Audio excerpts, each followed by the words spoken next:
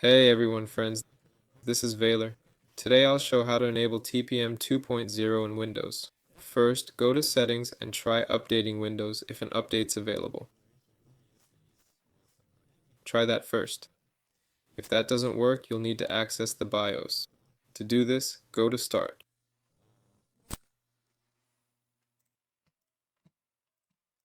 Go to Start, then Update and Security, Recovery, and click Restart. Enter BIOS and look for the Secure Boot tab depending on your motherboard.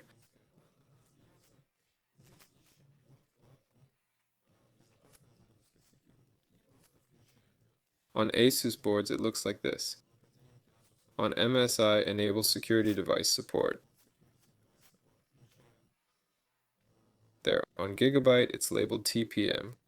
Click Enable. It might look different, but find Secure Boot. There, Trust Technology might also be an option. After that, restart your PC and it should work. That's all there is to it. This has been Valor. See you all later.